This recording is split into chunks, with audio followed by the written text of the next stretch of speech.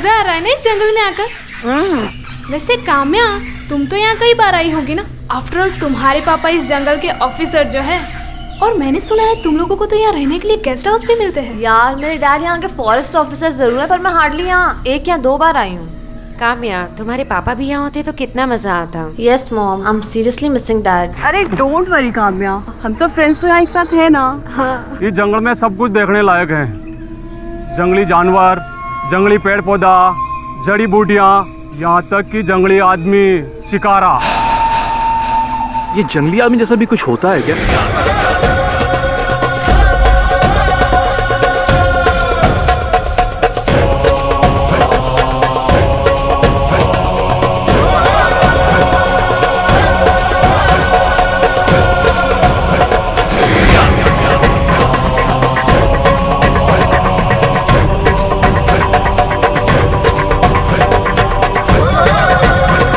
हमारा विश्वास करो, जंगली आदमी होता है।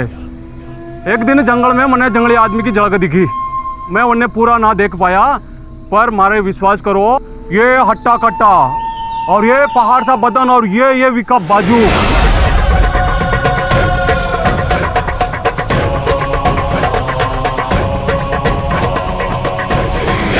साहब, गलती से कहीं आप उनके सामने ना आ जाइयो।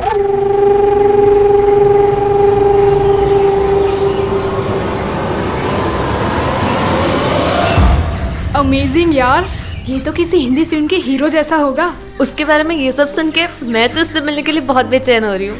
काम्या, गर्ल्स, इतना एक्साइटेड होने की कोई जरूरत नहीं है। जंगली आदमी है, he could be dangerous. Someone is getting jealous, हाँ?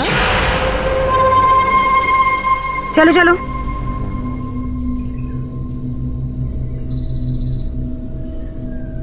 हे, I love you. I love you to.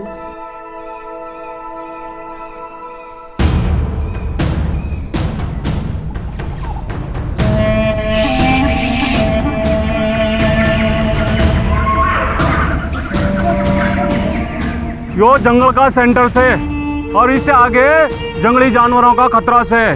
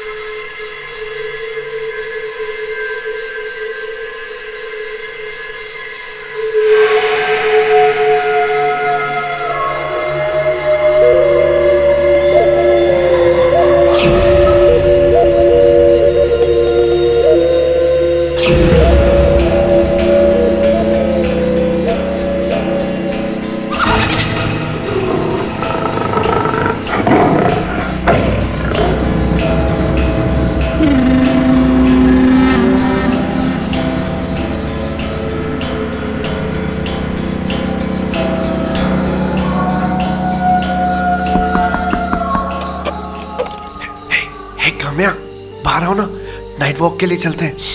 अरे इस वक्त? हाँ, बहुत मजा आएगा। अरे कम ऑन, चलो ना। मॉम जाग जाएंगी, जा तू। अरे किसी को कुछ पता नहीं चलेगा, तुम आओ ना, कम ऑन प्लीज। ओके।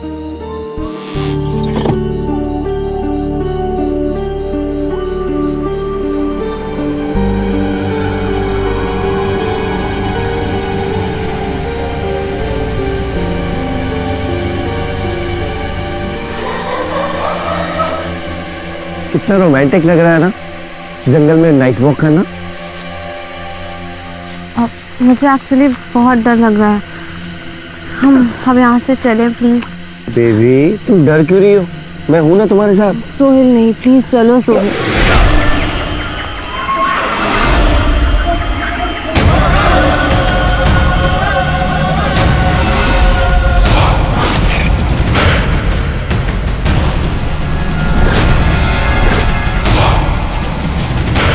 क्या देख रहे हैं ऐसे?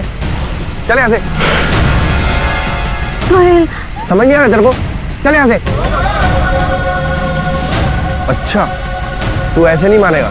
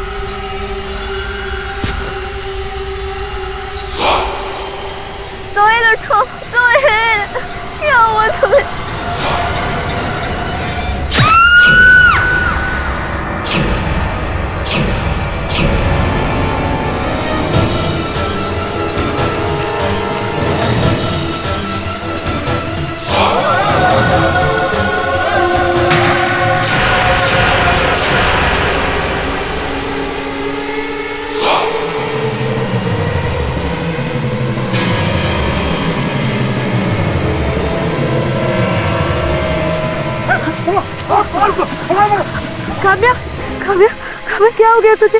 काव्या मेरी बच्ची, काव्या आगे खोलो। काव्या, काव्या तुम्हें कुछ नहीं हो सकता। काव्या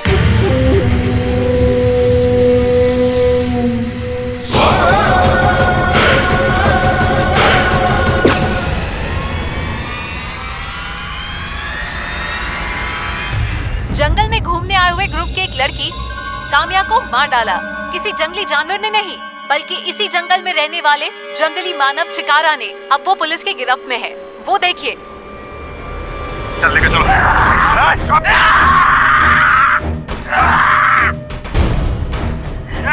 चलो चलो पीछे हटो, पीछे पीछे पीछे पीछे चलो। चल चल। तो ये जंगली मानव ही कातिल है। काम्या मेरी दोस्त थी और सर मैंने तो जंगली आदमी सिर्फ फिल्मों में देखा, पहली बार रियल लाइफ में देखा। आपको क्या लगता है, क्या जंगली आदमी खून कर सकता है? नहीं, उसने खून नहीं किया।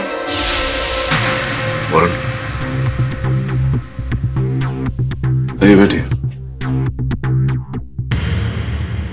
मेरा नाम डॉक्टर तमन्ना जोशी है। मैं एक वाइल्ड लाइफ कंजर्वेशनलिस्ट हूँ और पिछले 2 साल से उसी जंगल के जंगली जानवरों पर रिसर्च कर रही हूँ। कहिए क्या सहायता कर सकता हूँ मैं आपकी? मैं आपके पास जंगली मानव चिकारा का केस लेकर आई हूँ और मैं दावे के साथ कह सकती हूँ कि उसने ये खून नहीं किया। इतना विश्वास से कैसे कह सकती है? एक दिन मैं अकेली जंगल के रहस्यों की जानकारी लेते हुए आगे निकल गई।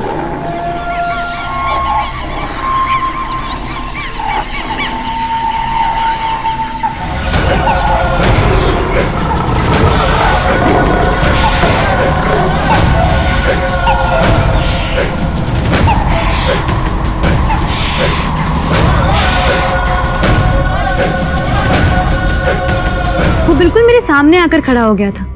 उसे देखकर मैं बहुत घबरा गई थी, पर उसने मुझे जरा भी नुकसान नहीं पहुंचाया।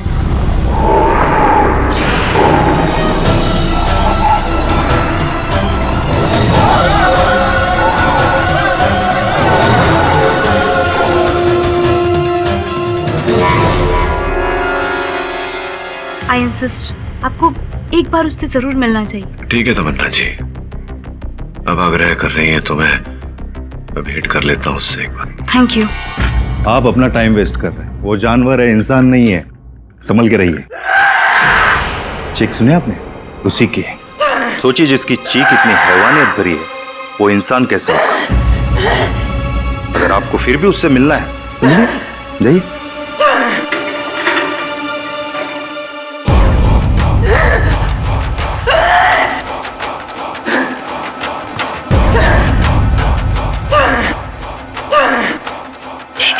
शांत हो। मैं क्यों बात कर रहा हूं तुमसे कि मैं जानता हूं कि तुम मेरी बात समझोगे नहीं, मेरी भाषा समझोगे नहीं। तुम तो ये भी नहीं जानते कि तुम्हें यहां क्यों लाया गया है। मैं एक चित्र आंक कर लाया हूं तुम्हारे लिए।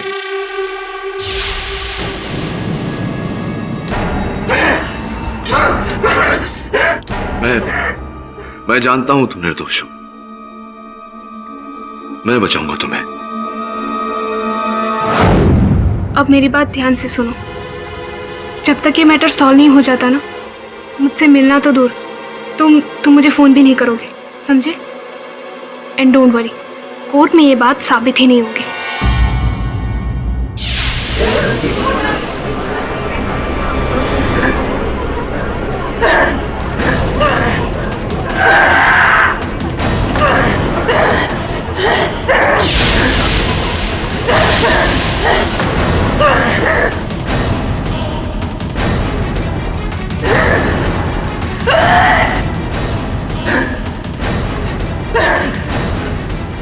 इंस्पेक्टर सुनो,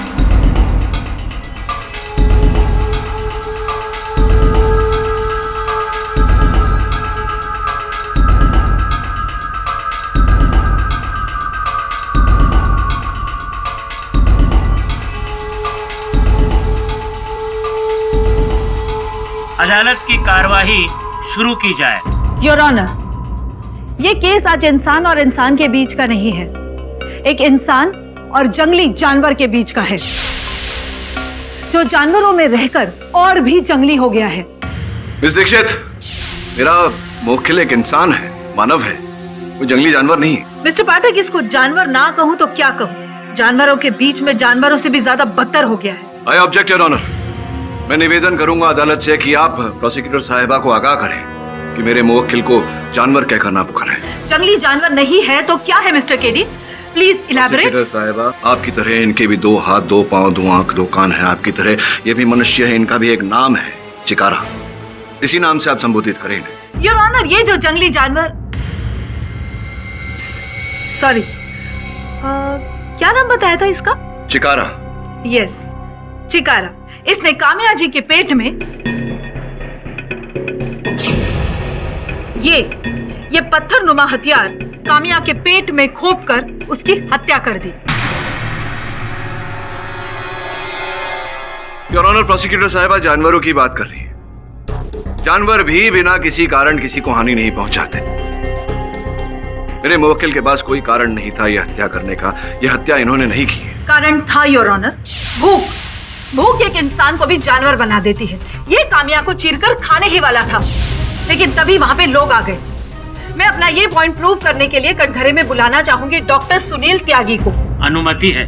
डॉक्टर सुनील त्यागी, आपने चिकारा की जांच की है, आपने उसमें क्या पाया? Please elaborate. योर ऑनर, ये इंसान शारीरिक संरचना के आधार पर एक इंसानी जीव है, लेकिन मानसिक तौर पर यह एक जंगली जानवर की तरह है। इसने जंगल में जन्म लिया था और उसका पालन पोषण भी जंगल में हुआ था, इसलिए स्वाभाविक तौर पर यह जानवरों की तरह ही सोचता है।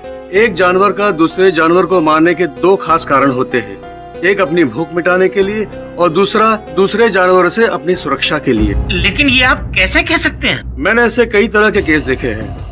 ये ऐसे मानव जीव होते हैं जो भेड़ियों, बंदरों और दूसरे कई जानवरों के द्वारा पाले जाते हैं, और ऐसे पाले गए प्राणी का व्यवहार भी जानवरों की तरह ही होता है, जैसे कि उन्हीं की तरह आवाजें निकालना, उन्हीं की तरह हाव भाव, उन्हीं की तरह व्यवहार करना। योर ऑनर, अभी कुछ ही समय पहले की बात है, अमेरिका के वर्जीनिया शहर में एक आदमी ने फॉक्सहाउंड नाम के कुत्ते को पाल रखा था। वो 1 हफ्ते के लिए अपने दोस्त की शादी में गया हुआ था, पर गलती से वो अपने कुत्ते के लिए खाना रखना भूल गया। जब वो वापस लौट कर आया तो भूख से बेहाल उस कुत्ते ने अपने ही मालिक को नोच नोच कर खा गया। थैंक यू डॉक्टर त्यागी, आप अभी जा सकते हैं। योर ऑनर, ये एग्जाम्पल था एक पालतू जानवर का भूख के कारण जंगली बन जाना। ऐसा ही कुछ यहाँ पे हुआ है, और इस बात की गवाही के लिए मैं कटघरे में बुलाना चाहूंगी सोहेल को। इजाजत है? जी हाँ, उस रात मेरे ही कहने पर काम्या मेरे साथ आई थी। सोहेल, मुझे एक्चुअली बहुत डर लग रहा है। हम यहाँ से चले प्लीज। बेबी, तुम डर क्यों रही हो? मैं हूं ना तुम्हारे साथ। सोहेल नहीं, प्लीज चलो सोहेल।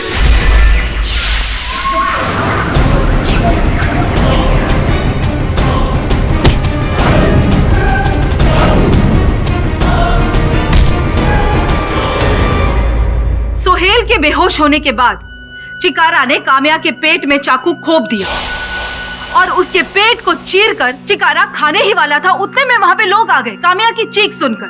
मैं अपनी इस बात की पुष्टि के लिए अपने अगले गवाह, उसी जंगल के जंगल कर्मी रूप सिंह को कटघरे में बुलाने की इजाजत चाहती हूँ। इजाजत है।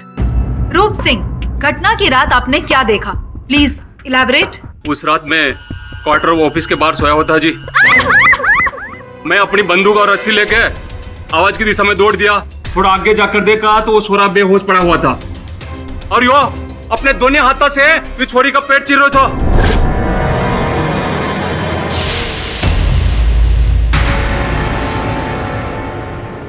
योर ऑनर, रूप सिंह की गवाही से यह साबित होता है कि काम्या का खून इस जंगली मानव चिकारा नहीं किया है। योर ऑनर, चिकारा ये हत्या नहीं कर सकता। इसी बात की पुष्टि करने के लिए मैं जंगल की एक शोधकर्ता मिस तमन्ना जोशी को कटघरे में बुलाने की अनुमति चाहता हूँ। इजाजत है। तमन्ना जी, कृपया अदालत को बताइए कि आप चिकारा के बारे में क्या जानती हैं? योर ऑनर, मैं इस जंगल में 2 साल से ज्यादा समय बिता चुकी हूँ। इस जंगल के हर एक जानवर से वाकिफ हूँ मैं, खास तौर पे चिकारा। चिकारा वही करता है जो इसे सिखाया जाता है। इसके खाने में मीट नहीं फल और कच्ची सब्जियां हैं।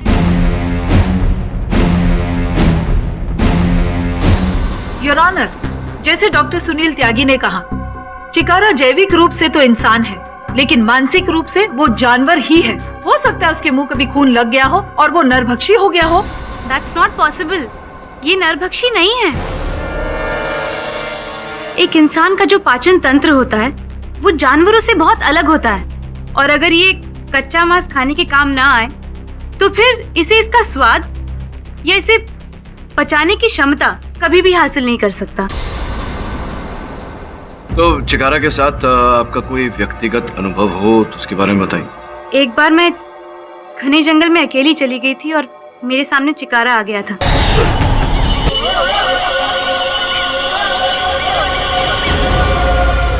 और उसके कुछ दिनों के बाद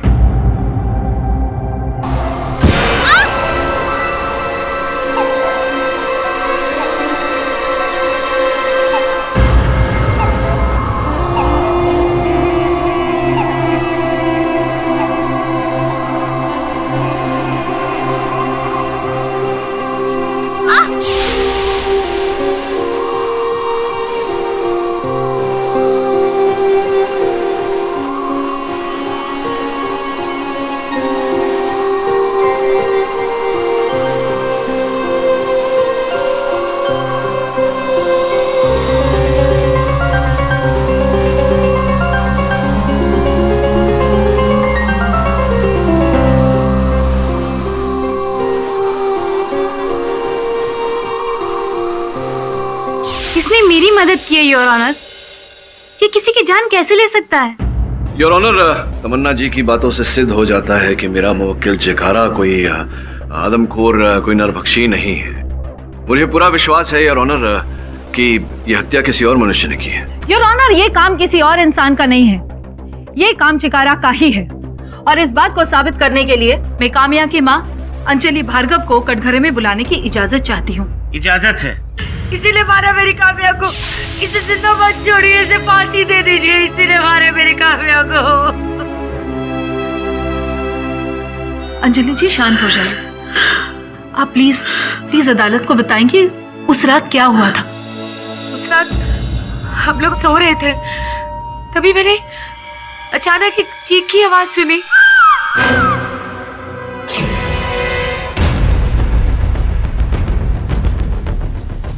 काम्या, काम्या क्या हो गया तुझे? काम्या मेरी बच्ची, काम्या आगे खोलो, काम्या छोड़ना मत इसे, इसी ने मारा मेरी काम्या को। अंजलि जी, आप अपनी जगह पे बैठ जाइए। योर ऑनर, मैं अपनी अगली गवाह निशा को कटघरे में बुलाने की अनुमति चाहती हूँ। इजाजत है। निशा, तो तुमने उस रात क्या देखा? उस रात किसी के चीखने की आवाज सुनाई दी।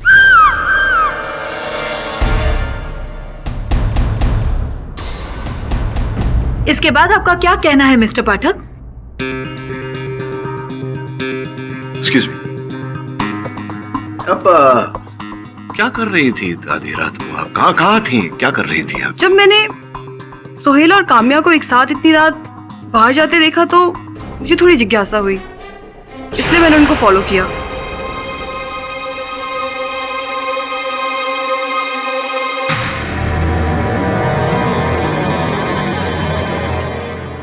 तो आपने उनका पीछा किया, तब तो आपने हत्या होते हुए देखा होगा। आपने वहां घटनास्थल पर जाने का प्रयास नहीं किया, उसे बचाने का प्रयास नहीं, कुछ नहीं किया ऐसा आपने? क्यों?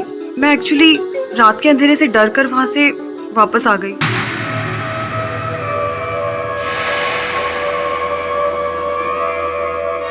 मुझे ऐसा लग रहा है कि आप आधे रास्ते से नहीं लौटी थी, आप पीछा करती गई दोनों का। और चूंकि तुम सोहेल से प्यार करती थी और सोहेल काम्या से प्यार करता था, तो सोहेल को पाने के लिए आपने सोचा क्यों ना काम्या की हत्या कर दे और अपने प्यार को पा ले।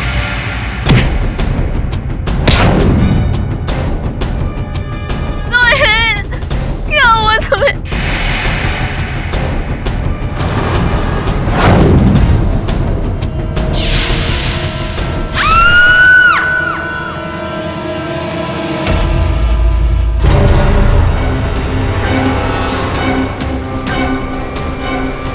साहब, मैंने किसी का खून नहीं किया, मैंने किसी को नहीं मारा साहब। मैं तो अपने रूम में वापस आ गई थी। हाँ, लेकिन जब मैं अपने रूम में गई तो नीलिमा अपने बिस्तर पर नहीं थी।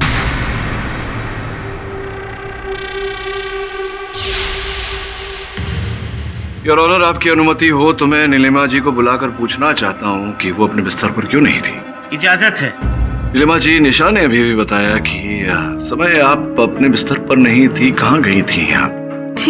जी सर, मैं वॉशरूम गई थी। जब चीख सुनाई दी तो आप वॉशरूम गई थी, लेकिन आप फिर वहां पर बिस्तर पर नहीं थी। ठीक है, आप बैठिए, आपसे बाद में वार्तालाप करता हूँ। योर ऑनर, मैं निशांत को कटघरे में बुलाने की अनुमति चाहता हूँ। इजाजत है। निशांत जी, ये बताइए कि जिस समय काम्या की हत्या हुई आप कहाँ थे, क्या कर रहे थे? मैं अपने बिस्तर पर सो रहा था। अचानक से मैंने काम्या की चीख सुनी।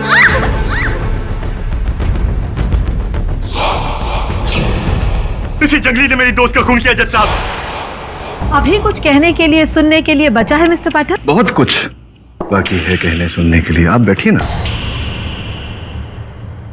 हाँ, तो जहां तक मेरी जानकारी है, रोहन तुम्हारे साथ शयन कक्ष में था, तो वो तो इस बात का चश्मदीद गवाह होगा कि तुम सो रहे थे और चीख सुनाई दी, तब उठे। रोहन उस वक्त कमरे में नहीं था। रोहन कमरे में था ही नहीं? क्यों? आधी रात गए आप, अपने शयन कक्ष में नहीं थे, कहाँ चले गए थे? मुझे नींद नहीं आ रही थी तो मैं टहलने चला गया था। टहलने गए थे आप आधी रात को? जी सर। कहीं ऐसा तो नहीं रोहन की टहलते टहलते ही तुमने काम्या की हत्या कर दी हो?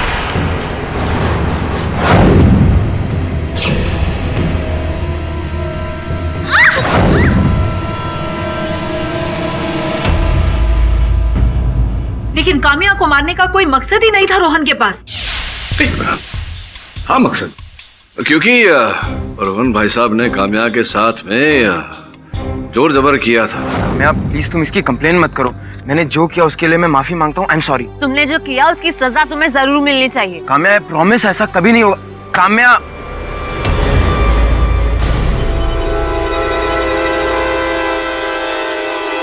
और काम्या ने इस बात की रिपोर्ट इनके प्रिंसिपल से की थी, जिसके कारण इन्हें कुछ महीनों के लिए कॉलेज से बाहर किया गया था।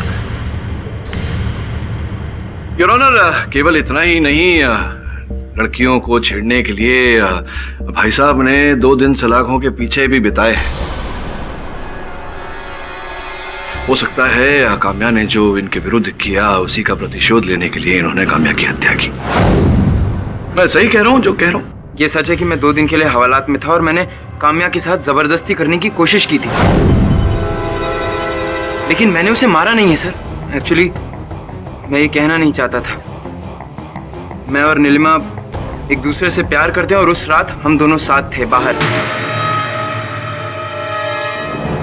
मैं उससे बदला लेना चाहता था, लेकिन तभी मुझे पता चला कि काम्या की दोस्ती सोहेल से हो गई है और वो दोनों एक दूसरे से प्यार करते हैं। दोस्ती के लिए मैं सब कुछ भूल गया और काम्या ने भी मुझे माफ कर दिया सर। इसी आदमी ने उसे मारा, इसी जंगली आदमी ने उसे मारा है। आप मेरी बात का यकीन क्यों नहीं कर रहे? यही है हत्यारा। इसी ने मारा मेरी काम्या को। I'll kill you.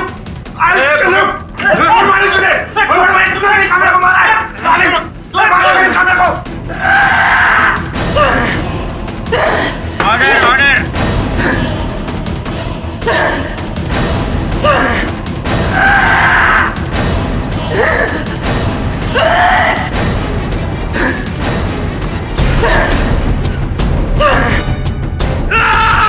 Order, order.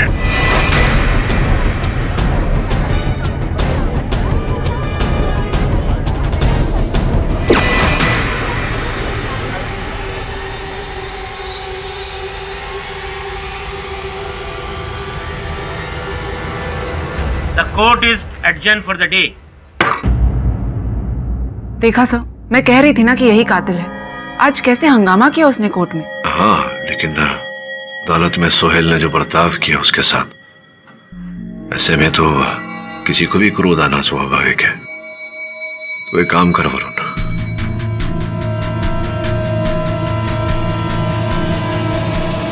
देखा, न तुम पर शक आया और न मुझ पर। अब बस बैठकर देखते जाओ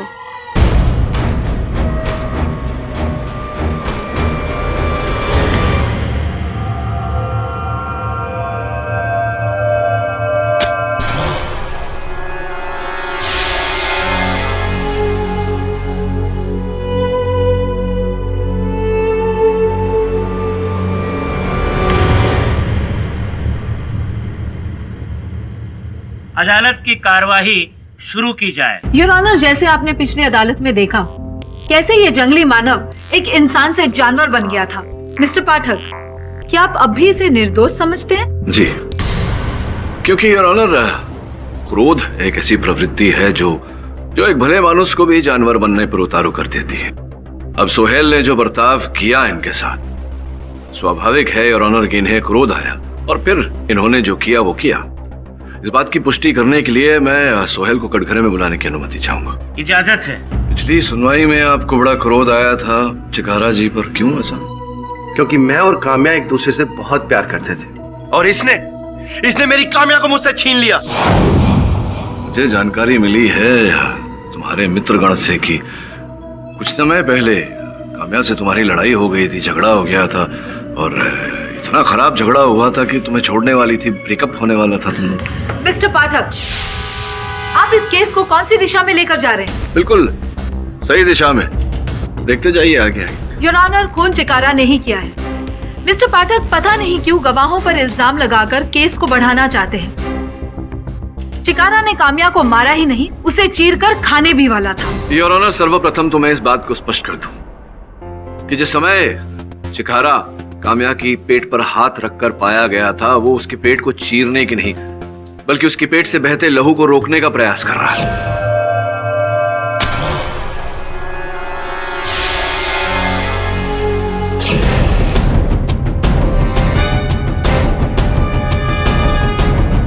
हुआ कुछ यूं था योर ऑनर कि चिकारा को देखकर ये और काम्या हड़बड़ा गए, दोनों के बीच में हाथापाई हुई, चिकारा ने इन्हें धक्का मारा, ये गिर गए। इन्होंने नाटक किया योर ऑनर बेहोश होने का, ये वास्तविकता में बेहोश नहीं थे।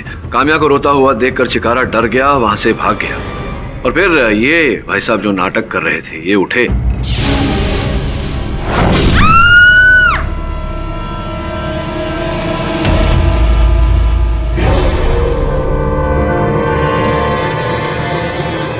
चाकू के ऊपर से अपने निशान पोंछ दिए।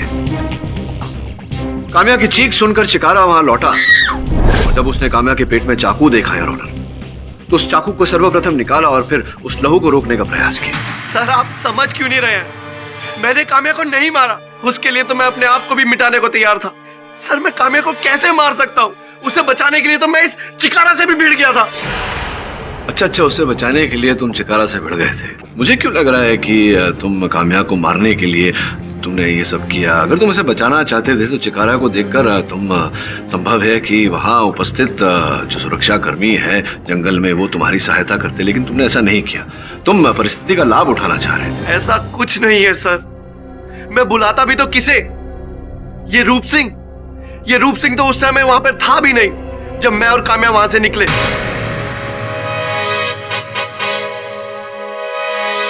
ये रूप सिंह, ये वहां पर होता भी तब भी ना बचाता, क्योंकि काम्या की मौत से कुछ घंटों पहले ही रूप सिंह और काम्या के बीच में कहासुनी हो गई थी।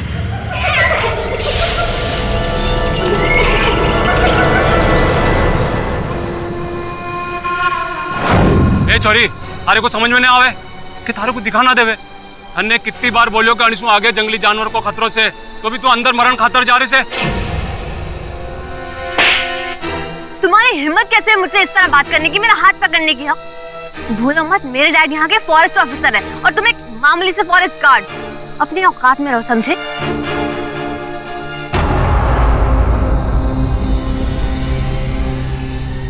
ठंड रख, जान दो उसे। जाने तो ना दूंगा इसे जिंदा।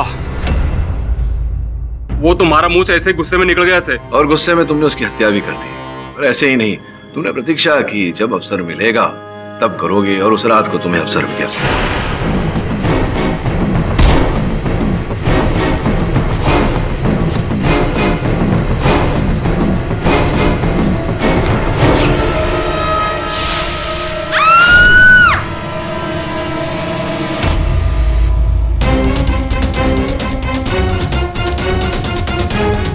और इस प्रकार से तुमने एक निर्दोष व्यक्ति को हत्यारा बना दिया। वकील साहब, आप हमारे पे गलत इल्जाम लगाने की कोशिश कर रहे हैं।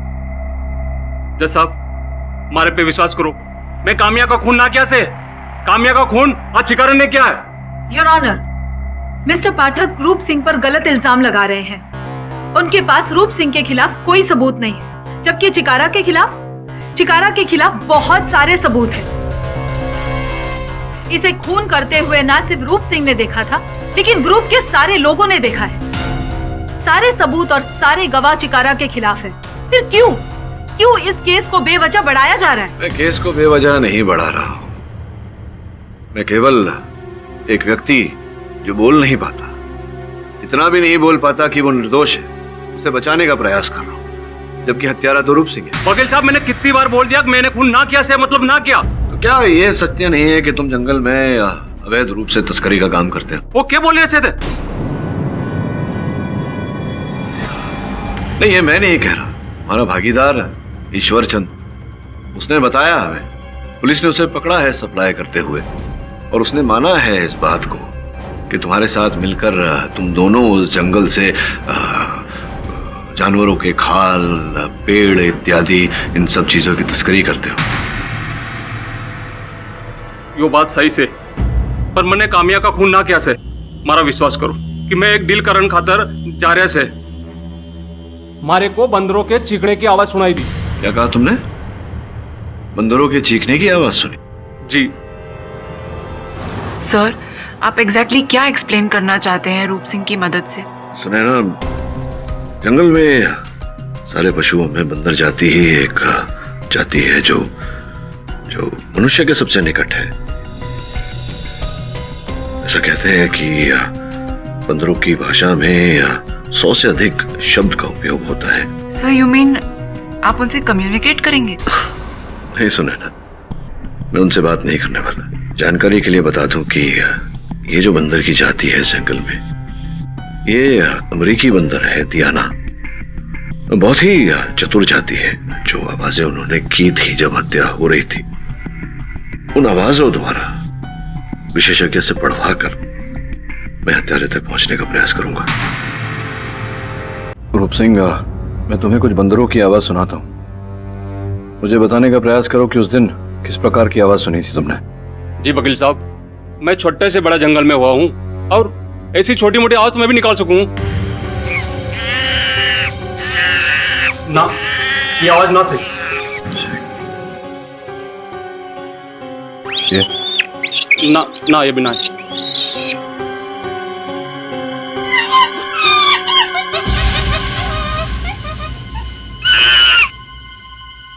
हाँ, कुछ ऐसी थी। नहीं, ऐसा कुछ या यही है? वकील साहब, यही आवाज से। पूरा विश्वास है तुम्हें? जी वकील साहब, मारे को पूरा विश्वास है, यही आवाज थी। राजेंद्र जी बताइए, बंदर के इस तरह चीखने का क्या मतलब होता है? मिस्टर पाठक, बंदर ऐसी आवाजें तभी निकालते हैं जब उन्हें किसी प्रकार के किसी इंसानी खतरे का एहसास हो, और खास करके तब जब उनके हाथ में हथियार हो। इतना तो हम भी जानते हैं राजेंद्र जी कि हत्या किसी मनुष्य ने ही की है। और ये इंसान जंगली मानव भी हो सकता है। जी नहीं मिस दीक्षित, मैं आपकी बात से सहमत नहीं हूँ। ये चिकारा तो वहीं जंगल में सब प्राणियों के साथ में रहता है। सारे प्राणी उसके दोस्त हैं, मित्र हैं। वो कभी चिकारा से कभी इस तरह का किसी खतरे का आभास नहीं करेंगे। मैं सही कह रहा हूँ राजेंद्र जी? क्या लगता है आपको, क्या कौन हो सकता है? मिस्टर पाठक, ये कहना तो मुश्किल है, उनकी भाषा सीमित है। लेकिन मैं जब 2 साल माथेरान में रिसर्च कर रहा था, तब मैंने देखा था कि जब बंदर घरों में घुसकर खाने का सामान वगैरह चुराते थे और औरतें उन्हें भगाने के लिए किसी प्रकार की वस्तु जैसे कि बेलन, डंडा इत्यादि का इस्तेमाल करती थी, तब बंदर ऐसी ही आवाजें निकालते थे। आपको कहने का तात्पर्य ये है कि संभवतः कोई महिला थी जिसने हत्या की है? शायद मिस्टर पाठक, क्योंकि मेरी ये थ्योरी थोड़ी साइंस और थोड़ी अनुभव पर आधारित है। हाँ तो केडी, अब तुम ये कैसे साबित करोगे कि वो कातिल औरत कौन थी? अगर आप मुझे 2 दिन का समय दें तो मैं हर रूप से प्रयास करूंगा कि ये प्रमाणित कर सकूं।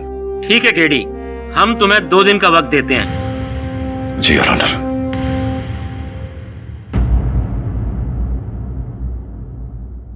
आगे की कार्यवाही शुरू की जाए। योर ऑनर, जैसा कि आप जानते ही हैं, अब ये संदेह उत्पन्न हुआ है कि इस केस में हत्या एक महिला ने की है। योर ऑनर, इस केस से जुड़े और वहां घटनास्थल पर 3 ही महिलाएं उपस्थित थी, निशा, नीलिमा और अंजलि। कमाल है मिस्टर पाठक, एक बंदर के आवाज के आधार पर आप मुजरिम साबित करने की कोशिश कर रहे हैं। जी हाँ, संभावना कहा मैंने। क्या होता है कि संभावनाओं को टटोल कर ही व्यक्ति अपने उद्देश्य तक, अपनी मंजिल तक पहुंचता है। और जैसे कि मैंने कहा, संभावनाएं हैं तो ये सारी महिलाएं सस्पेक्ट्स हैं।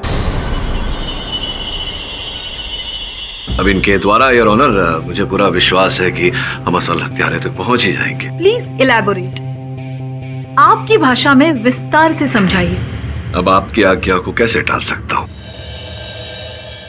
Your honour. इस समय हत्यारिन कौन है ये बताना कठिन है, किंतु मैं विस्तार में आपको बता सकता हूं कि घटनाक्रम क्या रही होगी। उस रात काम्या और सुहेल टहलने रात को बाहर निकले और वो महिला जो वहां उपस्थित थी, जिसकी व्यक्तिगत शत्रुता थी काम्या से, वो उनके पीछे पीछे बाहर निकली।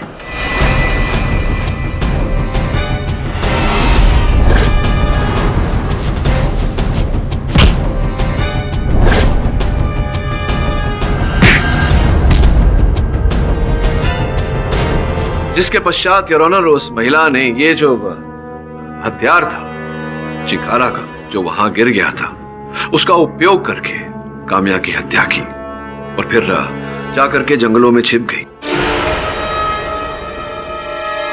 चीख सुनने के बाद जब लोग वहां पहुंचे तो फिर वो उन लोगों में शामिल हो गई। ओह, वहां कहीं सीसीटीवी कैमरा था क्या? नहीं ना? तो आप इतने यकीन से कैसे कह सकते हैं कि वो औरत खून करके फिर जंगलों में जाकर छुप गई? आप अपनी इस थियोरी को कैसे एक्सप्लेन करेंगे? देखिए, क्या तकलीफ है, नए युग में यही कष्ट है। नवीन तकनीक पर हम इतना निर्भर करते हैं कि पुराने ज्ञान का हम उपयोग नहीं करते। योर ऑनर, आपकी आज्ञा हो तो मैं अंजलि जी को कटघरे में बुलाने की अनुमति चाहता हूँ। इजाजत है। दाहिना हाथ दिखाइए, ये वाला, राइट हैंड। अब अरे रे रे रे रे, कैसे हो गया ये रैश? तो मैंने आज सुबह ही नोटिस किया। अच्छा, आज सुबह ही नोटिस किया आपने? जहां तक का मुझे जानकारी प्राप्त हुई है, मेरे सहायकों ने मुझे जानकारी दी है कि जिस जंगल में आप ठहरी थी, जहां ये घटना घटी, उस जंगल में कुछ ऐसे पौधे हैं जिनके स्पर्श से त्वचा रोग होता है। इसका अर्थ ये भी होता है कि आप जंगल में छिपी थी। छोड़िए, उस पर आएंगे। ये बताइए, आप हियरिंग एड पहनती हैं क्या? हियरिंग एड पहनती हैं आप? हियरिंग एड पहनती हैं आप? हाँ, यही पूछ रहा था मैं। हियरिंग एड पहनती हैं आप? राइट सर, देखो। Objection my lord. Your honour, इस तरह टूकती रहेंगी मिस दीक्षित तो सत्य तक कैसे पहुंचेंगे? Objection over ruled. धन्यवाद। मिसेस अंजलि भार्गव, आप कृपया अपना हियरिंग एड निकालकर मिस्टर पाठक को दे दीजिए। न्यायाधीश महोदय ने कहा है, अब तो देना पड़ेगा। धन्यवाद। योर ऑनर, मैं चाहूंगा कि इस समय अंजलि जी हमें ये बताएं कि इन्होंने किस रंग की कमीज पहनी है। ये लगा लीजिए सर।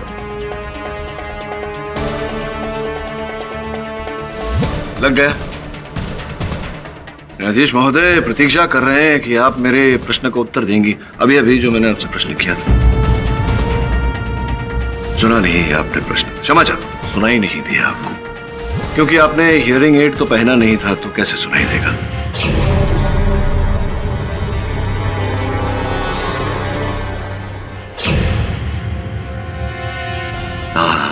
और जो जिस कक्ष में आप ठहरी थी उस रात घटनास्थल पर, वो आपका कक्ष तो एकदम अंत में जाकर था, लास्ट वाला। ये बात बताइए कि आप तो सो रही थी उस समय, तो हियरिंग एड निकाल कर सो रही थी। जिस प्रकार से आपने अभी अभी हियरिंग एड निकाला था और 6 फुट की दूरी से किया गया प्रश्न आपने सुना नहीं, तो हियरिंग एड के बिना आपने उस कक्ष में काम्या की चीखने की आवाज कैसे सुन ली? अब सुन ली तो सुन ली, सब लोगों ने सुनी और रास्ता ढूंढते ढूंढते ढूंढते ढूंढते ढूंढते ढूंढते घटनास्थल तक पहुंचे, किंतु आपने तो अंधेरे में अचूक अनुमान लगा लिया कि घटनास्थल कहाँ होगी और तुरंत वहां पहुंच गई। ऐसा कैसे?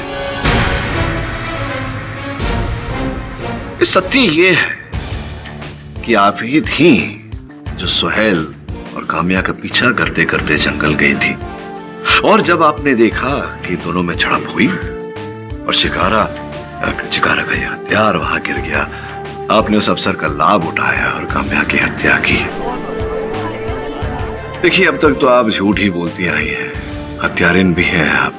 सच बोल दीजिए, उसके दरबार में जाएंगी तो थोड़ा बहुत रहम तो करेंगे। हाँ, मैंने ही मारा है काम्या को।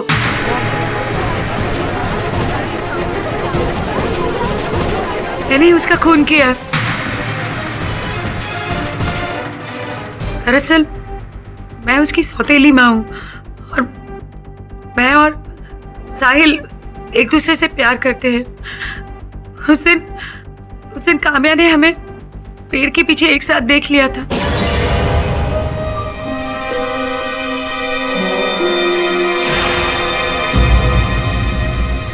काम्या साहिल, काम्या ने हमें देख लिया है और उसके हाथ में कैमरा भी था। वो लड़की जरूर कुछ ना कुछ प्रॉब्लम क्रिएट करेगी। तुम जाओ, मैं उससे बात करके आती हूँ। काम्या रुको, काम्या रुको। काम्या सुनो, तुम जो सोच रहे हो ऐसा बिल्कुल भी नहीं है। हम लोग तो बस कल की प्लानिंग कर रहे थे। इस तरह सुनसान जगह में गले लगकर आप दोनों कल की प्लानिंग कर रहे थे। आप मुझे बेवकूफ नहीं बना सकते मॉम। आपने पापा को जितना बेवकूफ बनाया था बना लिया। आपकी सच्चाई इस कैमरे में रिकॉर्ड है। इसीलिए मैं काम्या के कमरे में गई।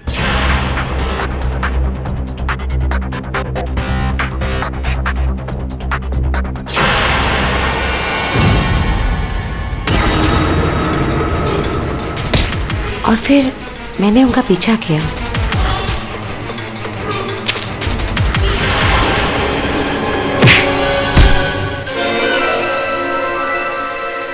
सोहेल उठो, सोहेल उठो ना, सोहेल प्लीज, सोहेल।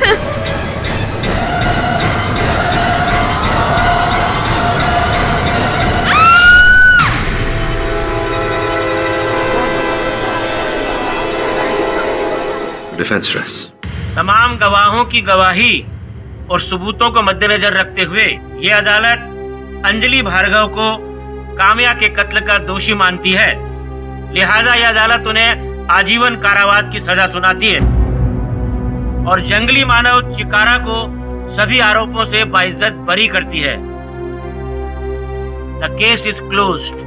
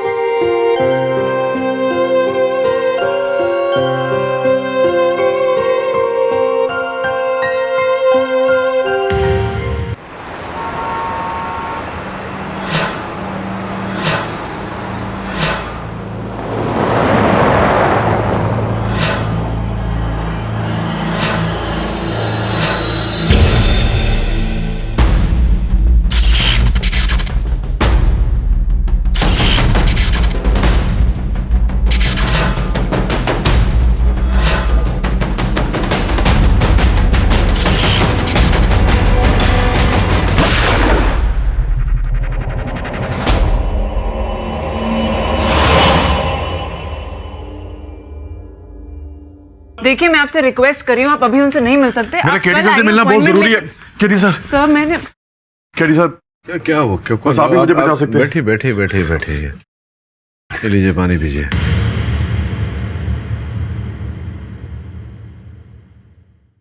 अब बताइए। मेरा नाम बद्री सिंह है और मैं एक साइंटिस्ट हूँ, IIT से गोल्ड मेडलिस्ट। सिर्फ आप ही हैं जो मुझे निर्दोष साबित कर सकते हैं। निर्दोष? क्यों, क्या किया है आपने? मर्डर होने वाला है।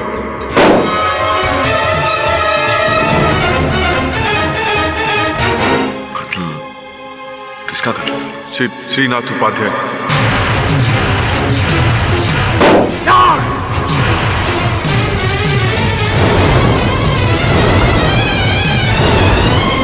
कहीं आप पद्मश्री उपाध्याय साहब की बात तो नहीं कर रहे? माइक्रोचिप डिजाइनर, फेमस वैज्ञानिक और फेमस साइंटिस्ट प्रोफेसर उपाध्याय, उनका मर्डर कल सुबह 3:47 24 जुलाई को होने वाला है। आज तो 23 तारीख है। अब इस बात को सिर्फ 8 घंटे और 11 मिनट रह गए हैं। तो आप मुझसे ये कह रहे हैं कि आप उनकी हत्या करने वाले हैं? मैं उनकी हत्या नहीं करूंगा, मैं निर्दोष हूं, मैं ऐसा कुछ नहीं करना चाहता। तो कत्ल हुआ नहीं तो तुम दोषी कैसे हो गए? क्योंकि ये बात उन्होंने खुद अपने मुंह से बोली है। प्रोफेसर साहब की हत्या होने वाली है। सर्वप्रथम उन्हें ये कैसे पता और उन्होंने आपको ये बात बताई कि उनकी हत्या होने वाली है? जैसा कि हम सब जानते हैं, उपाध्याय जी ना सिर्फ एक केवल परम ज्ञानी है बल्कि एक बहुत बड़े वैज्ञानिक भी हैं। उन्होंने कहा कि मैं उनका मर्डर करूंगा और कल मुझे पुलिस अरेस्ट कर लेगी। प्रत्यक्ष को प्रमाण की आवश्यकता नहीं होती। क्या लगता है आपको प्रोफेसर साहब का कहना सही होगा? बिल्कुल सर, जैसे हाइड्रोजन के 2 भाग और ऑक्सीजन का 1 भाग मिलकर पानी बनते हैं, वैसे ही प्रोफेसर की बात 16 आने सच होगी। तो फिर आप मेरे पास क्यों आए? हत्या हुई नहीं है, आप हत्यारे हैं नहीं, हत्या करना चाहते नहीं, तो फिर इसमें दोषी और निर्दोष होने का प्रश्न ही कहाँ उठता है? पुलिस के पास चले जाइए। ये काम सिर्फ आप ही कर सकते हैं और कोई नहीं। आप मेरे लिए एक भगवान के समान हैं। बहुत उम्मीद के साथ आपके पास आया हूं मैं। आप ही मुझे बचा सकते हैं।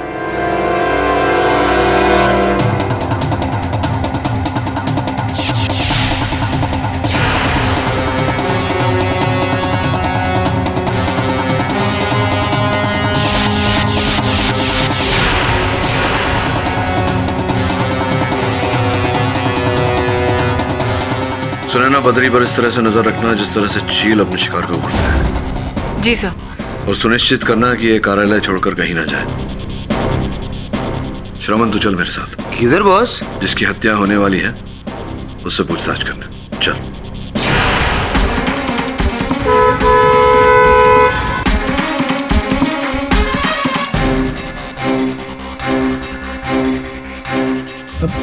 कहीं देखा है आपको? देखा रहेगा। अपन मोबाइल सीरीज बहुत फेमस है, टीवी पे दिखाते हैं अपन के बारे में। चल दरवाजा खोलो। खोलता है।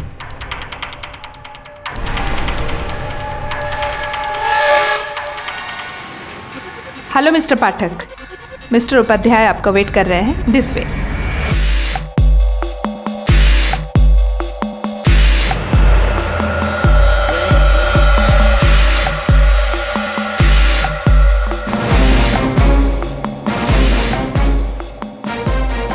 Upadhyay ji. Welcome welcome mister Pathak, the defender of the lawyer.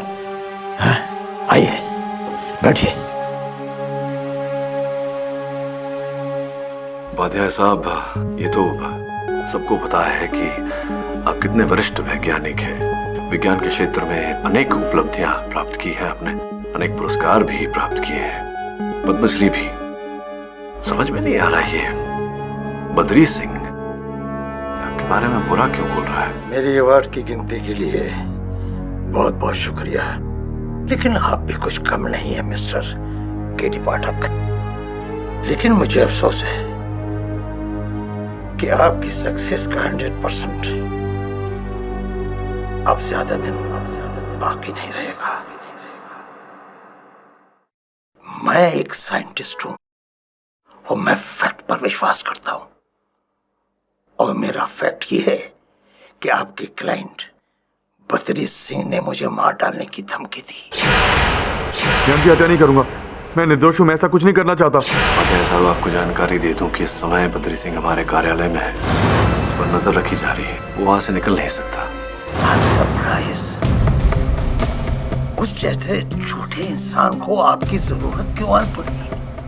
मैंने उसके लिए क्या क्या नहीं किया। उसे फर्स्ट ब्रेक दिया, उसने क्या किया, मेरे आइडियाज चुरा लिए, और जब मैंने उसे रंगे हाथों पकड़ा तो जानते हो उसने मेरे लिए क्या कहा? उसने कहा कि वो मुझे जान से मार देगा, और ये नहीं, उसने मेरी मौत का दिन और डेट भी मुकर्रर कर दिया। उपाध्याय साहब, आप तो जानते ही होंगे कि मैं सदैव सत्य और न्याय के पथ पर चलता हूं। मैं आपको आश्वासन देता हूं कि बद्री सिंह के मन में आपको मारने की कोई मंशा नहीं है। मिस्टर पाठक, ये चिकनी चिपड़ी बातें आप अपने कोर्ट के लिए संभाल कर रखिए, उपाध्याय साहब, अब्बा आप ही बताइए कि बद्री सिंह को क्या प्राप्त होगा, क्या लाभ होगा आपकी हत्या करके?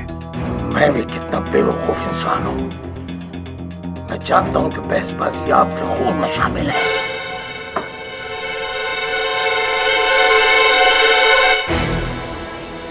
अंसल, साहब को दरवाजे के बाहर तक ले जाओ। नहीं धन्यवाद, मैं स्वयं ही चला जाऊंगा।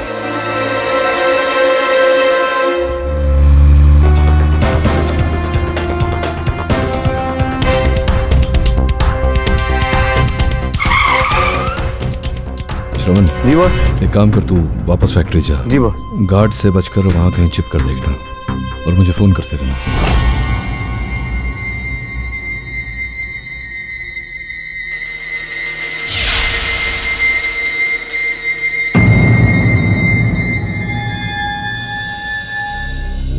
सब ठीक है? जी। बद्री, मैं उपाध्याय साहब से मिला। बहुत ही दिलचस्प व्यक्ति है। तो उनको देखकर पता ही नहीं चलता कि ये आदमी कभी इतना बड़ा जीनियस रहा होगा। वैसे पिछले कुछ सालों में प्रोफेसर ने ऐसा कोई फिनोमिनल काम तो किया नहीं है जिसकी वजह से लोग उनकी तारीफों के पुल बांधे। लेकिन पिछली उनकी इन्वेंशन जितनी भी सक्सेसफुल हुई थी, बस उनका नाम कमा रखा है। इतना इंटेलिजेंट आदमी और आज उसका ये हाल, ऐसे में तो इंसान टूट ही जाएगा। और ऐसा आदमी अपनी पॉपुलैरिटी को जिंदा रखने के लिए कुछ भी कर सकता है। I mean, अपनी जिंदगी को भी दांव पर लगा सकता है। मृत्यु का भय तो हर व्यक्ति की नींद उड़ा देता है। नहीं करी सर, हम साइंटिस्ट लोग कुछ अलग ही स्पीशीज के होते हैं। अपने एक्सपेरिमेंट्स को प्रूव करने के लिए हम अपने आप को मुसीबत में डालने से भी नहीं हटते, जान भी दांव पर लगा देते हैं। जितनी जानकारी मेरे पास है वैज्ञानिकों की, उसके अनुसार तो कई ऐसे वैज्ञानिक हैं जो दूसरों का काम, दूसरों की उपलब्धि, दूसरों के थीसिस चुराते भी हैं। वैसे आपका संकेत किस ओर है? ठीक है, मैं आपको सब विस्तार से बताता हूँ।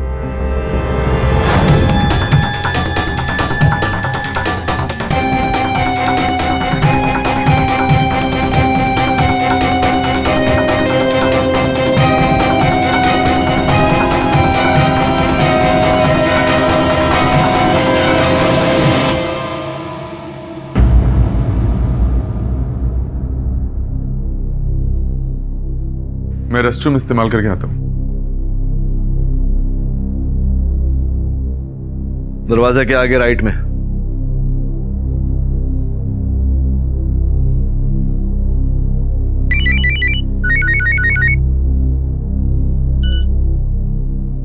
हाँ सुमन बोल। बॉस, ये उपाध्याय है ना, पूरी रात अक्खा रात इधर बैठे है अपने ऑफिस में। समय की सुई धीरे धीरे अपने उद्देश्य तक बढ़ रही है, बस आंखें गहरी रख। जी बॉस।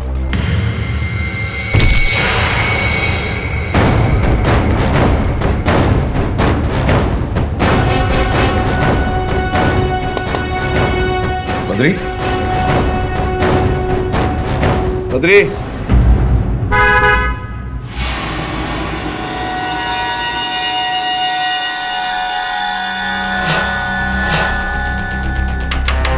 बद्री।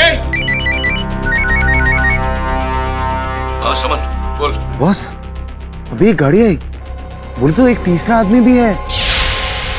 बॉस, वो उपाध्याय के ऑफिस की ओर बढ़ रहे हैं बॉस। तो बंसल और उसके सुरक्षाकर्मी कहाँ हैं? अरे इधर ही थे बॉस, उन्होंने किधर गए?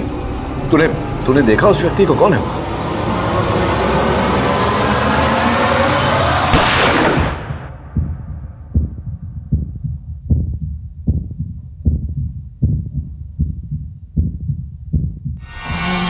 बॉस, उपाध्याय का मर्डर गोली चली बॉस।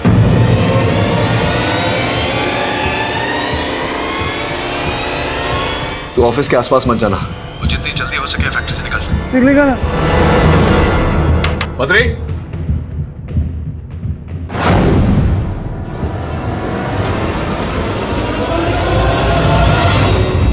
योर ऑनर, मैं आज कुछ बोलना नहीं चाहता हूँ। मैं मेरे सीनियर श्री केडी पाठक जी से सवाल पूछना चाहता हूँ, उन्हें कटघरे में बुलाना चाहता हूँ। इजाजत है?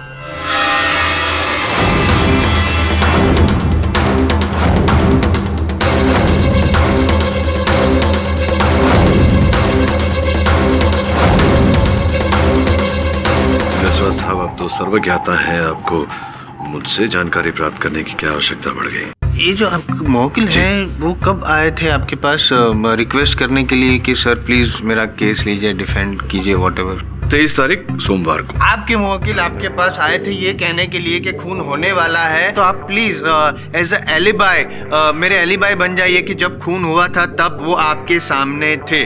जी, आपकी बात सत्य है। बद्री सिंह जानते थे कि हत्या का आरोप इनके सर पर लगने वाला है और ये चाहते थे कि जब आरोप इनके सर पर लगे तो इस बात की पुष्टि रहे कि उस समय, हत्या के समय, ये घटनास्थल पर नहीं मेरे कार्यालय में उपस्थित थे। तो थे, उपस्थित थे? जी, मेरे समक्ष ये थे।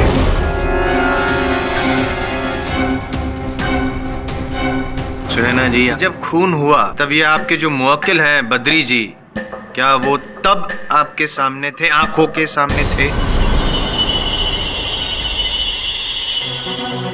जी, हत्या होने के कुछ समय पहले वो रेस्टरूम में गए थे और वो रेस्टरूम में ही थे जब केडी सर को फोन पर पता चला कि उपाध्याय जी की मौत हो चुकी है। कितने टाइम के लिए रेस्टरूम में थे? मैं एग्जैक्टली बता नहीं सकती। आपको पता ही नहीं है कि कितने टाइम के लिए बद्री जी आपकी नजरों के सामने नहीं थे? मुझे पता है योर ऑनर, बद्री जी बेकसूर है ये साबित करने के लिए केडी पाठक साहब की ऑफिस में कैमरा लगाया गया था, ये साबित करने के लिए कि जब खून हुआ तब बद्री जी वहीं पे मौजूद थे। पाठक साहब ने मुझे वो रिकॉर्डिंग दी है, मैं कुछ बोलूंगा नहीं, दिखाना चाहूंगा your honour.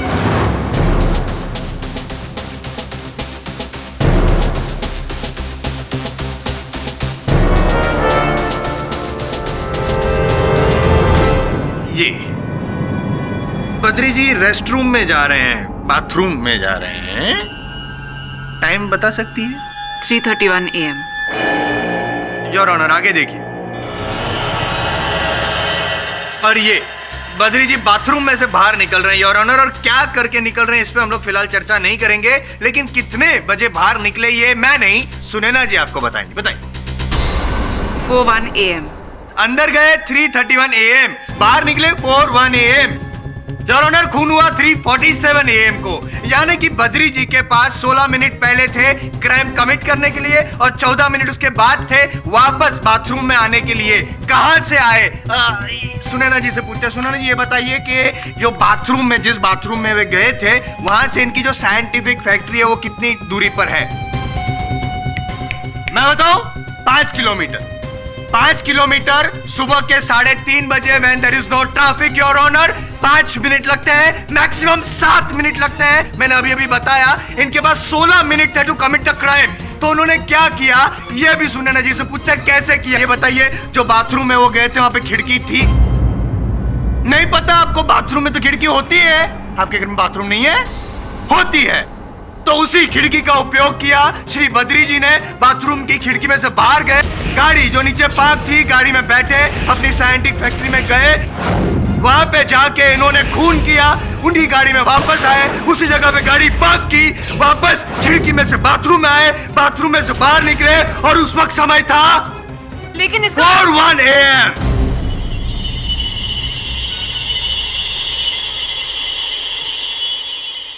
Object your honour, Jaiswal साहब अपनी कल्पना के आधार पर घटना का विवरण दे रहे हैं। Objection sustain. इतना तो मैं कहूंगा कि मेरा ये जो भी वर्णन काल्पनिक हो सकता है, लेकिन यहाँ पे जो दिखा है फिलहाल रिकॉर्डिंग में वो कोई मेरी कल्पना नहीं है, वो फैक्ट है। 30 मिनट के लिए बद्री जी मौजूद नहीं थे। वो कहाँ थे ना इनको पता है, ना इनको पता है, ना इनकी आंखों के सामने थे, ना इनकी आंखों के सामने थे। तो इसका मतलब ये हुआ कि यहाँ पे अभी अभी खड़े खड़े कुछ समय पहले पाठक साहब आप ही ने मुझे कहा था कि आपकी आंखों के सामने ही था।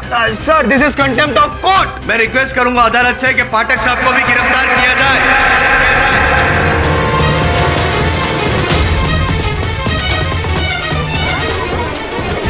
Order order, silence in the court please. लेकिन विद ड्यू रिस्पेक्ट, सीनियर हैं, टॉप शॉट लॉयर हैं, तो मैं चाहता हूं कि एक बार कटघरे में आए, मैं उनसे कुछ सवाल पूछूं, मैं प्रूव करूं, उसके बाद आप गिरफ्तार करें। प्लीज योर ऑनर, इजाजत है। योर ऑनर, प्रोसिक्यूटर साहब ने हत्या के समय बद्री सिंह की उपस्थिति के बारे में जितने प्रश्न किए हैं, मैंने सच सच उनका उत्तर दिया है। अब अगर आपकी अनुमति हो तो मैं इस अदालत में यह सिद्ध करना चाहता हूं कि बद्री सिंह स्वर्गीय उपाध्याय साहब का हत्यारा नहीं है। Prosecution's motion denied. Mr. Pathak, you may resume your case. उस रात क्या हुआ प्लीज बताइए। जी मैं अपनी सीट पे बैठ के काम कर रही थी और एकदम से मैंने गाड़ी की तेजी से कंपाउंड में एंटर करने की आवाज सुनी।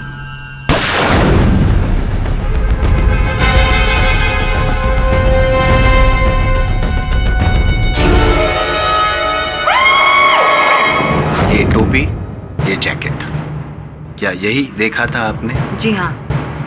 पाठक सर, आप कोई सवाल पूछना चाहेंगे? पूछ ही लेता हूँ, धन्यवाद। शुरू जी, स्पष्ट रूप से बताइए, उस गाड़ी को आपने अंदर बाहर जाते हुए देखा था? जी नहीं, देखा नहीं था, मैंने सिर्फ आवाज सुनी थी। गाड़ी की आवाज सुनी थी तो कोई भी गाड़ी हो सकती है, गाड़ी की सब गाड़ियों की आवाज एक जैसी होती है। जी। ये जो काली जैकेट और काले कैप में जो व्यक्ति था, क्या वो मेरा मुवक्किल था? आपने देखा था उन्हें घटनास्थल पर? नहीं, मैं उसे देख नहीं पाई थी क्योंकि वो भागने की फिराक में था। मतलब आपने पीछे से किसी व्यक्ति को काले कलर के जैकेट में और काले कलर के कैप में देखा, तो वो व्यक्ति ऐसे ही लिबास में कोई और व्यक्ति भी हो सकता था। जी हाँ, पॉसिबिलिटी है। अच्छा, क्षमा चाहता हूँ, निजी प्रश्न है, ये पूछना पड़ेगा आपसे कि ऐसी जानकारी प्राप्त हुई है हमें कि आपकी माताजी ने आपकी पढ़ाई लिखाई के लिए भारी मात्रा में बैंक से लोन ली थी, अपना घर गिरवी रखकर। सत्य है ये बात? जी ये सच है कि मेरे पिताजी के गुजर जाने के बाद मेरी माँ ने दिन रात मेहनत करके मुझे और मेरी बहन को पाला पोसा। बट जिस एजुकेशन लोन की बात आप कर रहे हैं, उसकी EMI मैं ऑलरेडी देना स्टार्ट कर चुकी हूँ। हाँ, जानते हैं हम ये बात भी जानते हैं कि उपाध्याय साइंटिफिक प्रोसेसेस से जो वेतन आपको प्रदान होता था, उसका आधे से अधिक तो इस लोन की भरपाई में जाता था। तो पूछना चाहता हूँ आपसे, बड़ी ये जो रोजाना के जीवन की जो खर्चे हैं, तो उठाने में बड़ी कठिनाई होती होगी। मैं प्रश्न पूछना चाहता हूँ पाठक साहब से, योर ऑनर, की इनका मंथली इनकम क्या है, डेली एक्सपेंसेस क्या है, ये सब डिस्कशन करके क्या साबित करना चाहते हैं? योर ऑनर, मैं ये पूछना चाहूंगा कि बार बार मुझे टोक कर जायसवाल साहब को क्या प्राप्त हो रहा है? जो प्रश्न इन्होंने पूछा है उसके उत्तर में, योर ऑनर, मेरे पास यहाँ बैंक के खाते की सूची है, योर ऑनर, जो देखकर आप भी समझ जाएंगे कि मेरी संदेह की सुई क्यों इन पर आ रही है। आप ही के नाम का देखिए, आप ही के बैंक के खाते की सूची है, ये है? जी हाँ। ये देखिए, ये जो भारी राशि आपने जमा की है अपने खाते में, कहाँ से आई ये राशि आपके पास? जी ये मेरे खुद के कमाए हुए पैसे हैं। नहीं, कमाई तो आपकी खुद की ही है। जानने का प्रयास ये कर रहा हूँ कि कैसे कमाया आपने। जहाँ तक हमारा ज्ञान है, उपाध्याय साइंटिफिक प्रोसेसेस तो आपको वेतन चेक के द्वारा देता था। फिर ये देखिए, कैश डिपॉजिट, इतनी भारी मात्रा में कैश कैसे आया आपके पास? I'm sorry, मुझे याद नहीं है। आपको याद नहीं, या आप सत्य याद करना नहीं चाहती? संभवतः आप ये स्मरण नहीं करना चाहती कि उपाध्याय साहब, स्वर्गीय उपाध्याय साहब, उन्हें शंका हो गई थी कि उन्हीं के कोई अंदर का व्यक्ति उनके गोपनीय जानकारी को अपने प्रतिद्वंदी को बेच रहा है, और उन्हें आप पर शंका हो गई थी, और आप ही ऐसा करके उनके प्रतिद्वंदी से भारी राशि कमा रही थी, और वो आपको उसी रात नौकरी से निकालने वाले थे। मेरे अनुमान में इतना तो अधिक है। किसी व्यक्ति विशेष की हत्या करने के लिए क्या लगता है आपको? इनको क्या लगता है ये तो मुझे नहीं पता, मतलब ये भी हो सकता है कि ये सच हो या ना हो, लेकिन मुझे लगता है कि मेरे पास जो और गवाह हैं ये जरूर साबित कर देंगे कि इनके मुवक्किल जो हैं वो खूनी हैं। और गवाह के अलावा वो कैमरा रिकॉर्डिंग तो है ना योर ऑनर, इंसान झूठ बोल सकते हैं, कैमरा तो झूठ नहीं बोलेगा। जायसवाल साहब, आप ही के चश्मदीद गवाह ने कहा है कि वो व्यक्ति कोई और हो सकता था जिसने मेरे मुवक्किल जैसे पोशाक पहना था। और जहां तक आप कैमरा फुटेज की बात कर रहे हैं, तो ये उस फुटेज का भी पोल खोल देते हैं।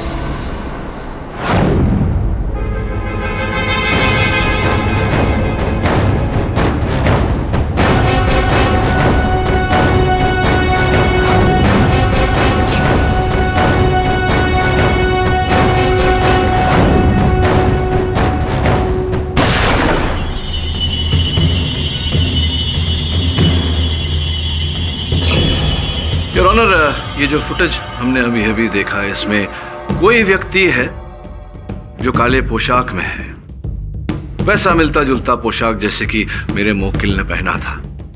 इस फुटेज में कहीं पर भी मेरे मुवक्किल का चेहरा पूर्ण रूप से दिखाई नहीं देता यार ऑनर। क्या पाठक साहब? हाँ जी। अगर आप मुझे बोलने की परमिशन दें तो मैं हाँ, भी कुछ... वैसे भी आपको बोलने से कौन रोक सकता है जायसवाल साहब, बोलिए ना। करेक्ट, लेकिन फिलहाल मैं बोलूंगा नहीं योर ऑनर। मैं अपने अगले गवाह रमाकांत जोशी से कुछ बुलवाऊंगा।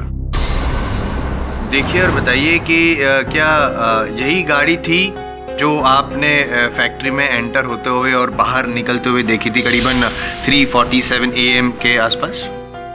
Yes sir. तो गाड़ी का जो रजिस्टर नंबर है वो आपने आपकी वहाँ पे जो रजिस्टर होता है वहाँ पे नोट डाउन किया था? Yes sir. और योर ऑनर, वो रजिस्टर की कॉपी बतौर एग्जिबिट मैंने अदालत में जमा कर दी है और गाड़ी जो जिसके नाम पे रजिस्टर हुई है वो बद्री जी हैं।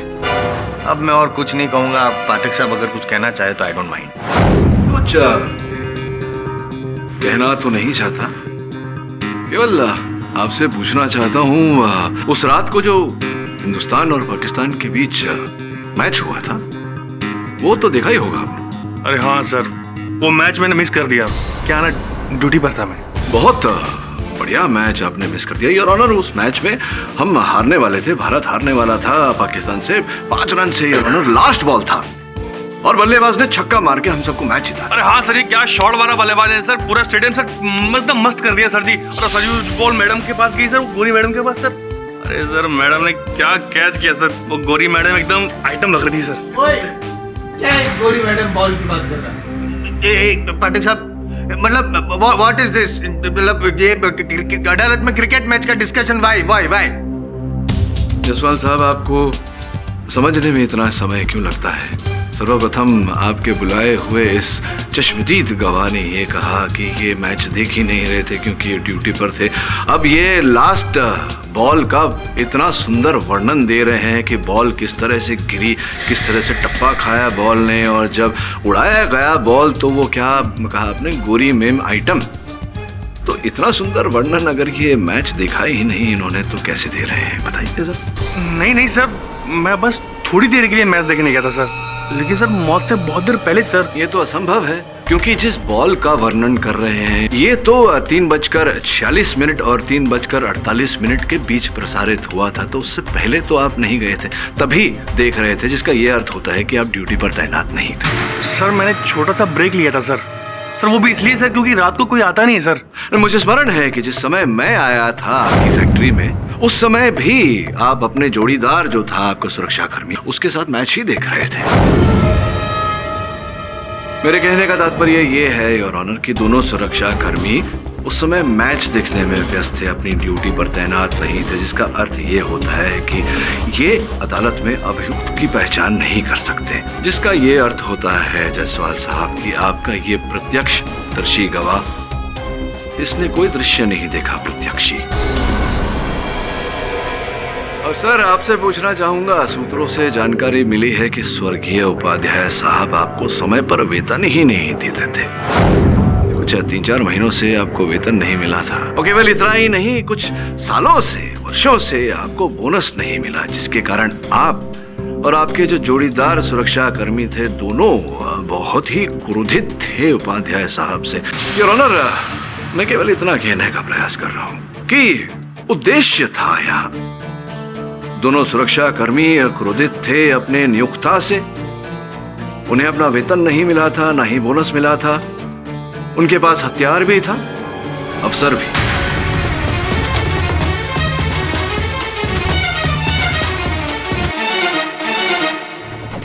एक मिनट, सॉरी। और पाठक साहब, इस रिवॉल्वर का क्या? जिस रिवॉल्वर से उपाध्याय जी का खून हुआ, बैलिस्टिक रिपोर्ट का भी यही कहना है। अब आप ये कहेंगे कि जैसे वो टोपी जैकेट किसी और ने पहनी, गाड़ी किसी और ने चुरा ली, तो वो किसी और ने इसी बंदूक से खून किया और जाके इनकी गाड़ी में रख दिया, है ना?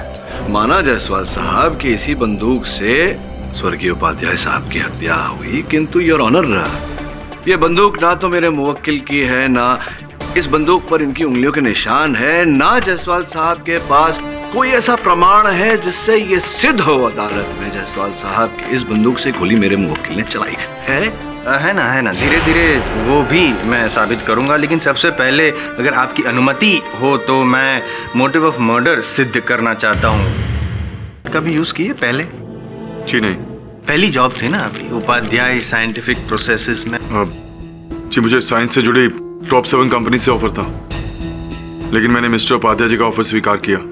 पद्मश्री श्री उपाध्याय जी के वहां पे अगर जॉब मिलता है, मतलब कौन जॉब करना नहीं चाहेगा? One of the best career move, नहीं? एग्जैक्टली।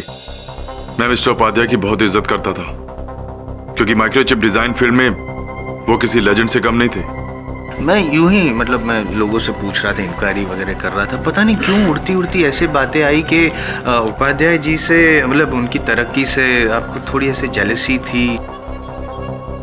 उनकी पिछली अचीवमेंट्स को देखते हुए कोई भी काबिल साइंटिस्ट थोड़ी बहुत जेलसी तो रखेगा, लेकिन एक बात मैं आपको क्लियर कर दूं, उन्होंने सुपर चिप डिजाइन में कोई स्पेशल इन्वेंशन नहीं की थी। It was very simple. Emotions कुछ ऐसे होते हैं जो छुपाए छिपते नहीं है। एनीवेज, ये सुपर कूलिंग चिप क्या है, इसका चक्कर क्या है? मैंने सुना है कि जब से वो मार्केट में आया है एक तहलका मच गया है, एक तूफान आ गया है। Actually super chip cooling process में एक बहुत बड़ा टेक्निकल फ्लॉ था, और जिसकी वजह से मैन्युफैक्चरिंग में प्रॉब्लम आ रहा था, और उससे जुड़ी जितनी कंपनीज हैं सबको भारी नुकसान उठाना पड़ा। लेकिन बाद में उपाध्याय जी ने इसका सॉल्यूशन निकाला था, जिसकी वजह से जो भी नुकसान था उसकी भी भरपाई हो गई, प्लस प्रॉफिट में आने लगी कंपनी। और इस बात से आपको फिर से जेलसी हुई, और आप चाहते थे कि वो जो सॉल्यूशन था वो आपके नाम रजिस्टर हो, ताकि आप भी उतने ही बड़े साइंटिस्ट बन जाए, पद्मश्री आप भी बन जाए। लेकिन उपाध्याय जी को पता चल गया था आपके इंटेंशन के बारे में, इसीलिए आप में जो भी बहस वगैरह हुई और आपने उपाध्याय जी को। बिल्कुल गलत है ये। वो सॉल्यूशन मेरा था, जिसको उपाध्याय जी ने चुराया था। और जब मैंने इसके बारे में उनसे सफाई मांगी तो बद्री, कॉन्ट्रैक्ट साइन करते वक्त तुम जानते थे ना कि तुम मेरे यहाँ काम करते हो। तुम्हारी काबिलियत, तुम्हारे आइडिया सब मेरी प्रॉपर्टीज हैं। किसी के भी काम पर अपने नाम की मोहर लगा देना, this is just copyright theft sir. मैं छोड़ देता हूँ तुम्हें, मैं पद्मश्री हूँ, पद्मश्री। तुम्हारी औकात क्या मेरे सामने? माफ कीजिएगा सर, अगर आपने मेरे काम को चुराकर उस पर अपनी मोहर लगाई तो मजबूरन मुझे आपको दुनिया के सामने एक्सपोज करना पड़ेगा। I request you sir, please don't do this. ऐसा मत कीजिए, वरना अच्छा नहीं होगा। You are fired. Badri, get out from me. Motive of murder मैंने प्रूव कर लिया है। उपाध्याय जी ने कॉपीराइट थेफ्ट का केस किया था, इन पे आरोप लगाया था, इसकी वजह से इनकी नौकरी चली गई थी, इनको इनसिक्योरिटी हो गई थी, जेलसी बढ़ गई, गुस्सा आया, आपको लगा कि आपका पत्ता कट जाएगा, इसीलिए आप पाठक साहब की ऑफिस में गए, वहां से उनके रेस्टरूम में गए, रेस्टरूम की खिड़की से बाहर गए, गाड़ी में फैक्ट्री पहुंचे, उनका खून किया, आराम से वापस आए उसी तरह और रेस्टरूम में बैठ। नहीं, मैंने उनका खून नहीं किया है। योर ऑनर, जो प्रमाण जायसवाल साहब ने प्रस्तुत किए हैं अदालत में, मैं हर प्रमाण को नकार चुका हूँ। अब ये बेकार में कार की बातें कर रहे हैं, कार में उंगलियों के निशान, कार्यालय में उंगलियों के निशान, तो स्पष्ट है योर ऑनर कि कार भी इनकी है, उस कार्यालय में ये कार्य करते हैं, तो इन स्थान पर इनके उंगलियों के निशान पाया जाना स्वाभाविक है। प्रश्न ये उठता है कि इन स्थानों पर इनके अतिरिक्त और किसके उंगलियों के निशान पाए गए? पाठक साहब प्लीज देखो, मोटिव ऑफ मर्डर तो है ना इनके पास, और दूसरा जो बाथरूम वाली बात है आप नहीं मान रहे हैं, लेकिन मैं बोल रहा हूँ उन्होंने ऐसे ही किया होगा, और यहाँ तक कि ये भी मान लीजिए कि सिंपैथी में लिया है इन्होंने आपको, और क्राइम इन्होंने भी किया और आपको पार्टनर ऑफ क्राइम बना दिया।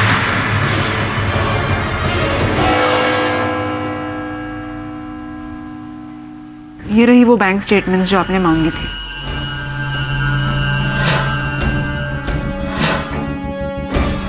इतनी भारी मात्रा में राशि अभी उपाध्याय साहब ने स्वयं दिया था।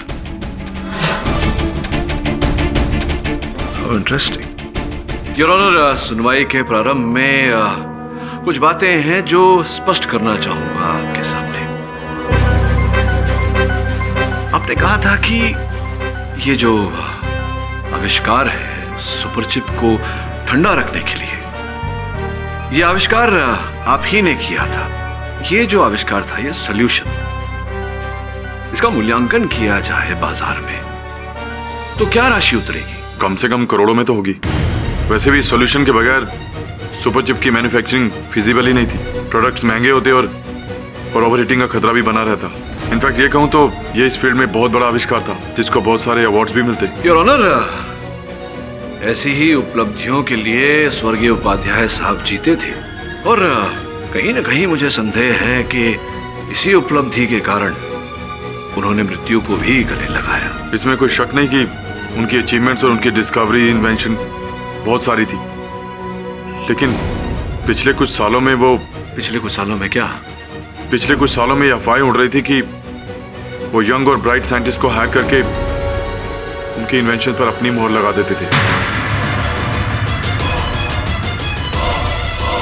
योर ऑनर, मेरे पास यहाँ कुछ थीसिस है जो विज्ञान के कुछ छात्रों ने लिखी थी। योर ऑनर, ये सारी थीसिस स्वर्गीय उपाध्याय साहब के थीसिस से मिलती हैं, जिन थीसिस के कारण उन्हें पिछले 12 वर्षों से अन्य पुरस्कारों से सुसज्जित किया जा रहा था। मेरे हाथ में यह अधिकार पत्र है उपाध्याय साइंटिफिक प्रोसेसेस। उपाध्याय साहब की कंपनी ज्वाइन करने से 3 महीने पहले इन्होंने इस आविष्कार का पंजीकरण करवाया था योर ऑनर, जिसका अर्थ यह होता है योर ऑनर कि यह सॉल्यूशन का आविष्कार इन्हीं ने किया था। योर ऑनर, मुझे पूरा विश्वास है कि उपाध्याय साहब की मृत्यु की ये जो गुत्थी है, ये उन्हीं के मन का आविष्कार थी। अपने मान, समाज में अपनी प्रतिष्ठा को बचाने के लिए उन्होंने कदम उठाया। हम सब जानते हैं योर ऑनर कि वो सनकी थे और एक सनकी व्यक्ति का ऐसा कदम उठाना, इसमें कोई आश्चर्य की बात नहीं। सर, आपके मुवक्किल से कुछ पूछना चाहता हूँ। Can I? Of course. Thank you sir. 30 minute bathroom में आप क्या कर रहे थे? जी, मैं वो बेहोश हो गया था। मतलब आप बाथरूम में गिर गए? जी। बेहोश हो गए, उसकी वजह से चोट लगी, तो अब तक बताया क्यों नहीं? योर ऑनर, ये बात बताने में मेरे मुवक्किल को लज्जा का आभास हो रहा था। हत्या के बारे में सोच-सोचकर इनमें मानसिक दबाव बढ़ रहा था यार, और शांत होने के लिए ये रेस्ट रूम गए और एक ऐसे रसायन का सेवन किया जिससे इनका मानसिक दबाव कम हो और उत्पन्न हुआ भय दूर हो। तो आपका ये मानना है कि मैं आपकी बात मान लूंगा और जज साहब भी आपकी बात मान लेंगे? जायसवाल साहब, अंत में अदालत सत्य को मानता ही है। योर ऑनर, इस स्तर पर मैं स्वर्गीय उपाध्याय साहब की पत्नी को कटघरे में बुलाना चाहूंगा। इस मेडिकल रिपोर्ट के अनुसार योर ऑनर, स्वर्गीय उपाध्याय साहब पार्किंसंस डिजीज से पीड़ित थे। सही कह रहा हूं मैं? जी। इस रोग के चलते योर ऑनर, बुद्धिमान से बुद्धिमान व्यक्ति अपना सुध बुध खो बैठता है। क्या अब आपके पतिदेव भी ऐसा कोई संकेत दे रहे थे, दर्शा रहे थे कुछ? जी हाँ, घर पर मेरे लिए बहुत दिक्कत हो जाती थी। उनकी बीमारी काफी एडवांस स्टेज पर थी। कहते थे बेचारगी की जिंदगी से तो मौत ही अच्छी है। बेचारगी भरी जिंदगी से मौत ही अच्छी है। यहाँ हम ऐसे महत्वाकांक्षी व्यक्ति की बात कर रहे हैं योर ऑनर, जो बहुत ही खतरनाक बीमारी से जूझ रहे थे। ऊपर से बद्री सिंह द्वारा लगाया गया उन पर चोरी का आरोप। न जाने उस समय उन पर क्या बीत रही होगी, क्या आत्महत्या या ऐसे कोई विचार आ रहे थे उनके मन में। अर्थात उनकी ये जो वर्षों की उपलब्धि थी, इस पर अति गर्व था उन्हें, है ना? दीवार पर लगी तस्वीरें, शेल्फ में रखे अवार्ड्स और ट्रॉफीज उन्हें अपने बच्चों से भी ज्यादा प्यारे थे। इस बात का कष्ट तो हुआ होगा आपको, किंतु अब तो उनके चले जाने के बाद तो आप बेहतर महसूस कर रही होंगी, है ना? पति जैसा भी हो, कौन सी औरत होगी जो खुद को विधवा कहलाना पसंद करेगी? I don't know, बाप। संभवतः कोई ऐसी औरत जिसका अपने पति के अतिरिक्त किसी और पुरुष से संबंध हो। कोई ऐसी औरत जो अपने पति की कंपनी को बेचकर करोड़ों रुपए की आसामी बनना चाहती हो स्वयं।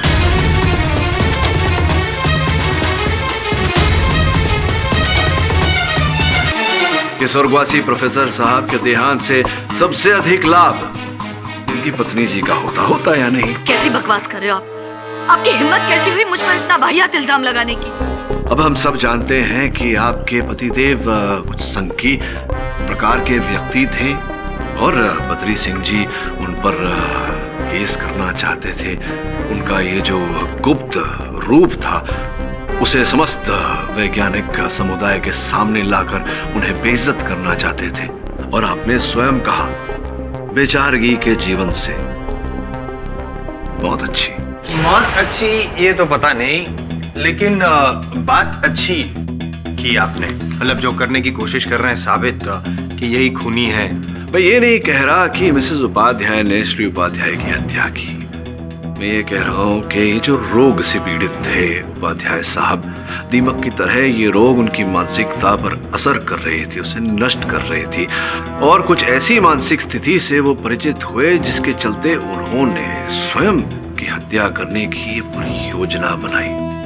सहायक के रूप में उनकी धर्मपत्नी ने स्वयं उपलब्ध किया।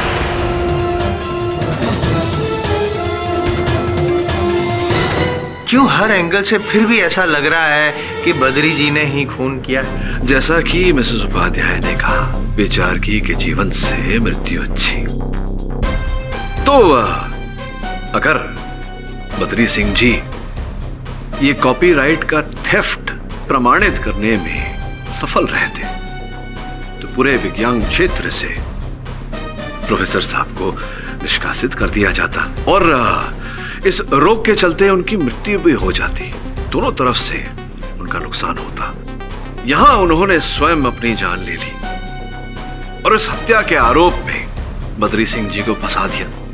बद्री सिंह जी को फंसाकर अपने रोग से, अपनी पीड़ा से मुक्त भी हो गए। एक तीर दो शिकार। Mister Pathak, for your information आपको बता दूं, जिस रात उनका कत्ल हुआ मैं यहाँ नहीं थी। अच्छा, तो कहाँ थी आप? फैक्ट्री में? मैं अपने कुछ फ्रेंड्स के साथ वेस्ट इंडीज में थी, मैच देखने गई थी। इस बात का कोई प्रमाण, कोई साक्ष्य? एक मिनट, ये देखिए, ये वहाँ की तस्वीरें हैं जहाँ मैं अपने फ्रेंड्स के साथ थी। सर, है ही नहीं, खून किया कहाँ से?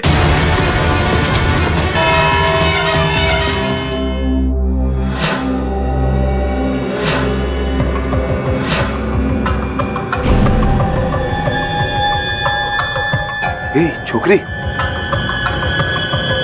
क्या तो भी वही देख रही है जो मैं देख रहा हूँ? केडी साहब,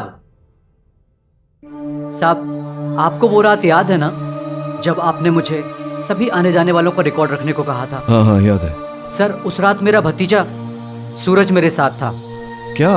जल्दी बोलो, मुझे लेट हो सर, उसी दिन उसने जिंदगी में पहली बार एक नया मोबाइल लिया था। सर, उसी मोबाइल फोन से इसने एक वीडियो निकाला है, बस वही आपको दिखाना है। दिखा?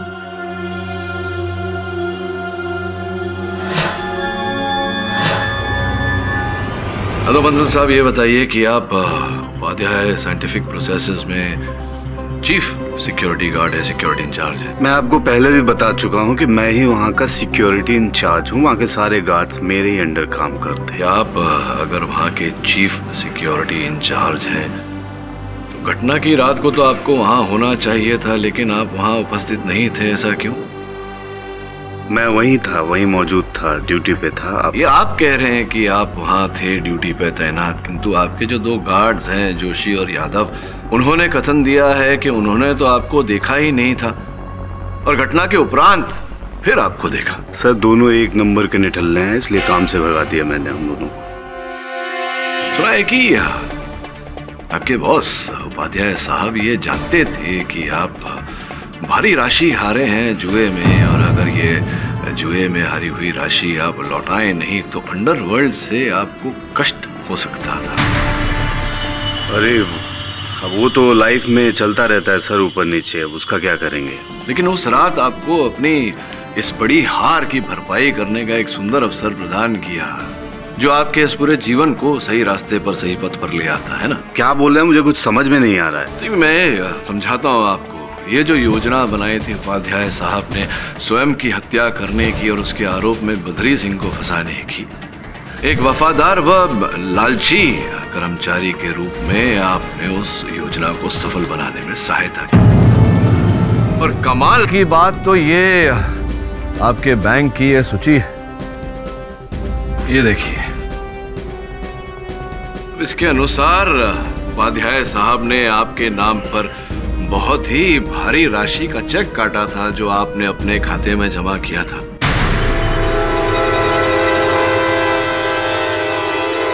और फिर देखिए ये चेक जो आपने जमा किया था, ये उसका स्टॉप पेमेंट ऑर्डर है, बैंक से हमें प्राप्त हुआ है। उपाध्याय साहब ने आपको इतनी बड़ी राशि दी और फिर आपने वो चेक को अपने खाते में डाला। उपाध्याय साहब ने तुरंत स्टॉप ऑर्डर लगा दिया। इसका क्या अर्थ हुआ? अब मैं क्या बोलूं सर, अब मुझे कुछ समझ में मुझे कुछ नहीं पता मैं समझाता हूँ। योर ऑनर, उपाध्याय साहब ने इनके नाम पे भारी राशि का चेक काटा, जिसका अर्थ ये हुआ कि उपाध्याय साहब चाहते थे कि जो योजना उन्होंने बनाई थी स्वयं की हत्या करने की, बद्री सिंह को फंसाने की, उसमें इनकी सहायता चाहते थे।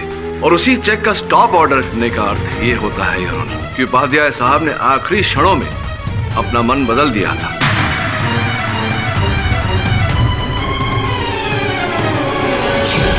अब योर ऑनर, बंसल साहब के विरुद्ध अंतिम प्रमाण के रूप में मैं एक वीडियो अदालत में प्रस्तुत करना चाहूंगा जो एक व्यक्ति ने योर ऑनर अपने मोबाइल फोन से खींचा था।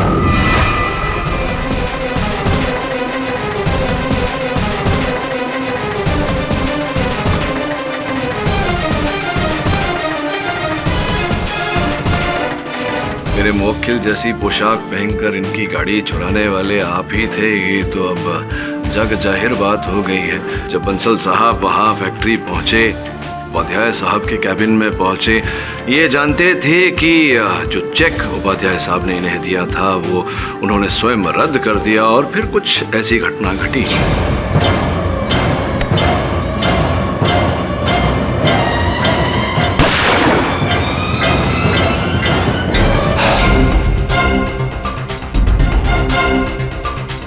हुआ कुछ ऐसा था यार, इन्होंने घटना की रात पर दोनों ने ढल्ले गार्ड्स को ड्यूटी पर लगाए क्योंकि ये जानते थे कि वो ड्यूटी पर ध्यान नहीं देंगे, मैच देखने में व्यस्त हो जाएंगे।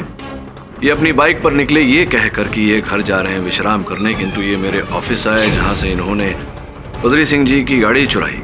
वापस फैक्ट्री गए यार, जहाँ पर इन्होंने उपाध्याय साहब की हत्या की और फिर गाड़ी मेरे ऑफिस में छोड़कर वापस फैक्ट्री पहुंचे जैसे कि कुछ हुआ ही नहीं था। जिन कपड़ों का उपयोग इन्होंने हत्या के समय किया था यार ऑनर, वो इनके घर से बरामद हुआ है। ये फोरेंसिक रिपोर्ट जो कहता है कि बंदूक पर लहू के कुछ अंश पाए गए हैं यार ऑनर, जो बंसल साहब के ही हैं। स्पष्ट है यार ऑनर कि जिस समय उपाध्याय साहब ने इनके माथे पर वो पेपर वेट दे मारा, उस समय लहू के छींटे इनके गन पर गिरे।